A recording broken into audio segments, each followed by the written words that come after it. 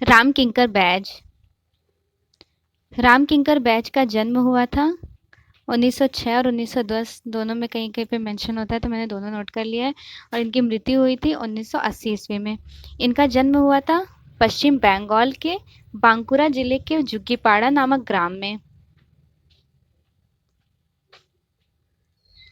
1925 ईस्वी में modern review के संपादक रामानंद चटर्जी ने इनकी प्रतिभा को पहचाना और इन्हें शांति निकेतन में नंदलाल बसु के पास छोड़ दिया। तो ये किसके स्टूडेंट रहे हैं रामकिंकर बैज? नंदलाल बोस के। और नंदलाल बोस शांति निकेतन में कब एज ए प्रोफेसर इनरोल्ड हुए थे टीचर के रूप में? तो 1922 ईस्वी में। शांति निकेतन में नंदलाल बसु के पास छोड़ दिए थे। उसके बाद इन्होंने चित्रकला के साथ साथ मूर्तिकला की शिक्षा भी लिए थे। ये मूर्तिकार के रूप में अधिक प्रसिद्ध थे, तो फेमस थे स्कल्पचर आर्टिस्ट के लिए। इन्होंने पॉटरी, देखिए किसमें किसमें काम किया, पॉटरी, कारपेंट्री, चित्रकला, मूर्तिकला, सिल्क स्क्रीन, रंगमंच सज्जा में भी कार्य किया है और ज़्यादा फेमस रहे हैं स्कल्पचर मूर्तिकला के लिए। शिक्षा प्राप्त करने के बाद ये शांति निकेतन में ही मूर्तिकला विभाग के विभागाध्यक्ष बने, यहीं पे टीचर बन गए थे। 1940 ईस्वी के दशक में यह घनवाद तथा अति यथार्थवाद से प्रभावित थे। घनवाद आर्ट मूवमेंट कहाँ चला था? 1907 से लेकर के 1925 तक पेरिस में, जिसके फेमस फाउंडर रहे हैं पैब्लो पिकासो, जॉर्ज ब्राउक। और अति यथार्थवाद सरेलिज्म जो 1924 ईस्वी में चला था फ्रांस में, उसके फाउंडर रहे हैं सैल्वाडोर डाली। और अति यथार्थवाद को इंग्लिश में सरेलिस्ट आर्ट मूवमेंट कहते हैं। यहाँ पे ड्रीमी लाइफ से रिलेटेड पेंटिंग को कैप्चर किया गया है। इन दोनों आर्ट मूवमेंट से प्रभावित थे। मोस्ट इंपॉर्टेंट लाइन है ये वाला कि राम किंकर बैज की फर्स्ट एग्जीबिशन कब हुई थी, पहली एकल प्रदर्शनी 1942 में हुई थी। ये भी इंपॉर्टेंट लाइन है। ये शांति निकेतन में किस नेम से जाने जाते थे? किंकर डा के नाम से जाने जाते थे। कुछ समय तक ये ललित कला एकेडमी नई दिल्ली के किस नाम के कलाकार? नामित कलाकार थे। उसके बाद 1976 ईस्वी में इन्हें फेलो बनाया गया यहीं पर। राम किंकर बैज रियलिटल नोबेल पेरिस तथा इंडियन स्कल्पचर एसोसिएशन के सदस्य भी रहे। 1925 से 62 ईस्वी तक ये कहाँ थे? तो पूरे 37 साल तक ये थे शांति निकेतन में। राम किंकर बैज फक्कड़, कभी न थकने वाले, न चिढ़ने वाले और चिंता मुक्त फ्री माइंडेड आर्टिस्ट रहे हैं। ये मुख्यतः फेमस क्यों थे? तो ये स्कल्पटर के लिए, मूर्तिकला के लिए फेमस थे। इन्होंने सीमेंट कंक्रीट में मूर्तियां बनाई है और प्लास्टर में भी इन्होंने काम किया है। अपनी मूर्तियां प्लास्टर ऑफ पेरिस में भी बनाए हैं और ज़्यादा जो फेमस है वो सीमेंट और कंक्रीट के लिए। और शुरू में इन्होंने क्ले, मिट्टी में मूर्तियां बनाई हैं। ये अच्छे चित्रकार भी थे, अच्छी पेंटिंग्स भी करते थे। आरंभ में इन्होंने जल रंग, वाटर कलर के लघु चित्र, मिनिएचर पेंटिंग भी बनाए हैं और बाद में शीघ्र ही इन्होंने तैल रंग को एक्सेप्ट कर लिया था, अपना लिया था। व्यक्ति चित्रण में इन्होंने बैठे हुए व्यक्ति को सावधान, देखिए बीएफए सेकेंड ईयर में जब स्केचिंग वगैरह की जाती है तो क्या होता है, एज ए टेस्ट हमें देख के रैपिड स्केचिंग या लाइव स्केचिंग करना होता है, तो उस तरह की इन्होंने स्केचिंग की है, काफ़ी परफेक्ट। नेक्स्ट लाइन ये है कि इनके चित्रों में कैसा भाव दिखाया जाता था? लोक कला शास्त्रीय कला का मिश्रण था। इनका जल रंगों का काम किससे मैच करता है? मोस्ट इंपॉर्टेंट है ये, तो विनोद बिहारी मुखर्जी। विनोद बिहारी मुखर्जी फेमस आर्टिस्ट रहे हैं, ये भी अवनीनाथ टैगोर के शिष्य थे। देखिए राम किंकर बैज किसके शिष्य थे? राम किंकर बैज थे नंदलाल बसु के स्टूडेंट। अब विनोद बिहारी मुखर्जी अवनीनाथ टैगोर के स्टूडेंट रहे हैं। और फेमस क्यों थे विनोद बिहारी मुखर्जी? तो ये भित्ति चित्रण भी इन्होंने किया है और ये काफ़ी देखिए ब्लाइंड हो गए थे, तो इनके ऊपर एक मूवी बनाई गई है the inner eyes. The inner eyes movie जो है, द इनर आइज, सत्यजीत रे ने इनके ऊपर मूवी बनाई है।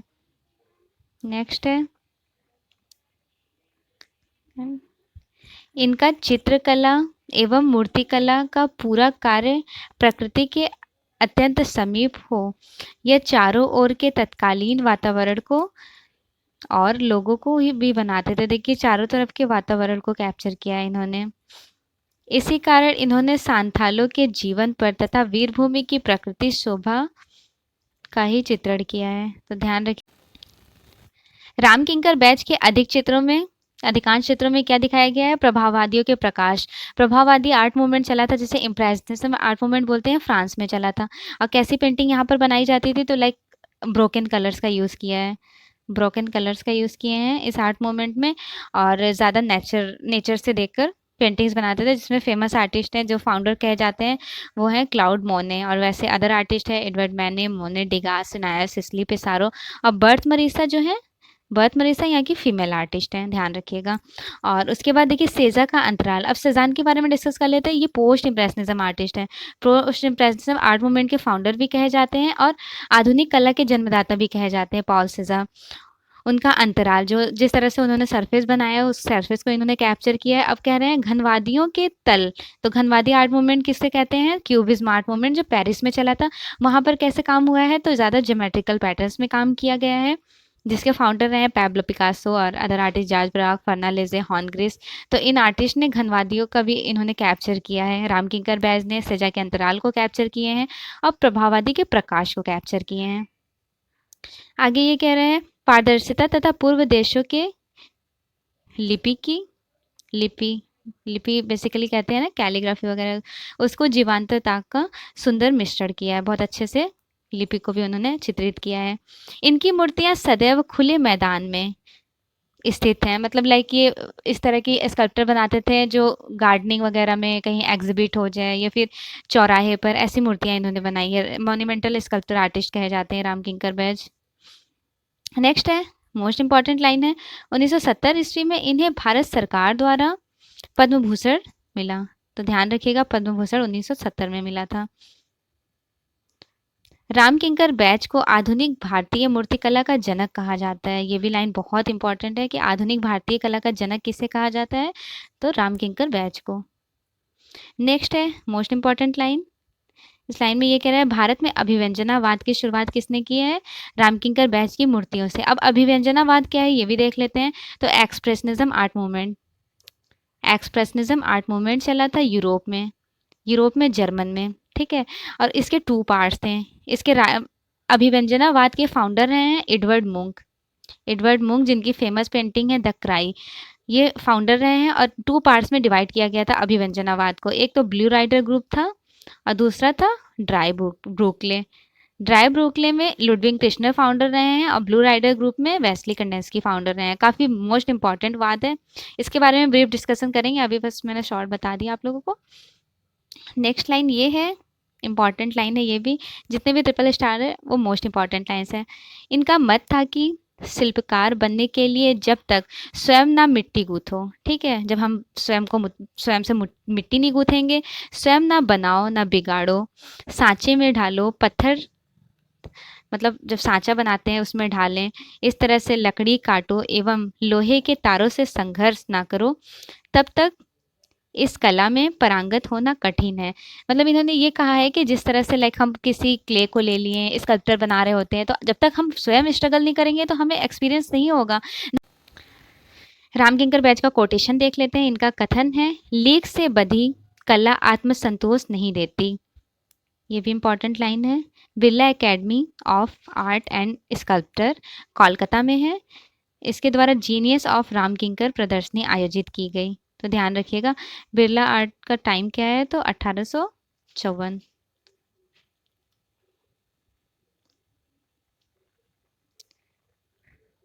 समरेश बसु का उपन्यास देखी नाई फिरे रामकिंकर बैच पर आधारित है। तो काफ़ी ये फेमस है, इनका उपन्यास है देखी नाई फिरे।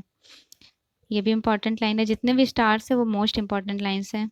रामकिंकर बैच के जीवन पर एक डॉक्यूमेंट्री फिल्म बनाई गई और वो डॉक्यूमेंट्री फिल्म बनाए कौन थे? ऋत्विक घटक। इनकी फेमस पेंटिंग देख लेते हैं कौन कौन सी है रामकिंकर बैच की। घर की ओर, क्लेवर पासी, सुजाता, कन्या और कुत्ता, अनाज की ओसाई, शीतकालीन, मेघाच्छादित संध्या, कृष्ण जन्म और माँ बेटे। ये दोनों घनवादी, ये दोनों चित्र जो है, सॉरी गलत टाइपिंग हो गया, घनवाद में बनाए ये, ध्यान रखिएगा। 2 पेंटिंग इनकी घनवादी है, कौन कौन सी? एक कृष्ण जन्म है, दूसरा माँ बेटा। पेंटिंग भी इम्पॉर्टेंट है।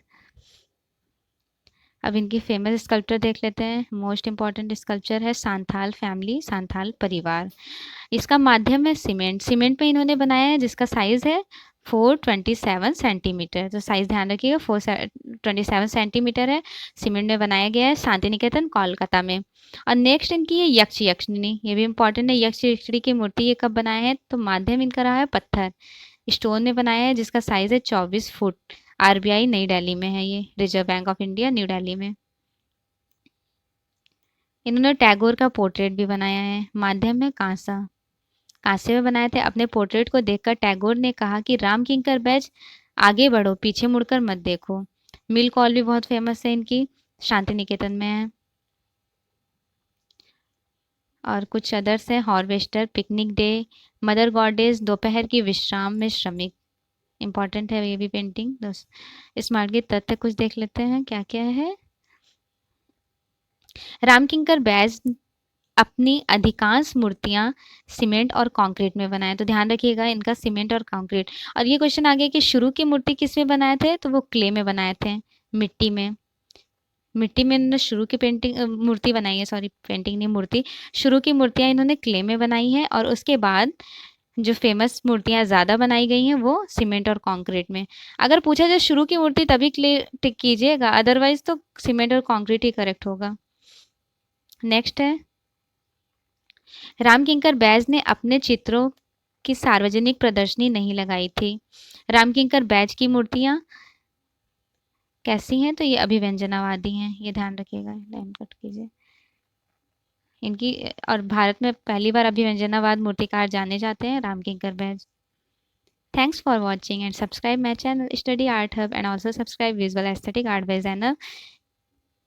अगर आप BFA MFA की प्रिपरेशन कर रहे हैं, BFA MFA या फिर किसी भी आर्ट कंपटीशन का, तो ये चैनल आपके लिए काफ़ी बेस्ट होगा, visual aesthetic art bye Zainab. मैं इस चैनल पर पेंटिंग से रिलेटेड वीडियोस अपलोड करती हूँ। Again thanks for watching.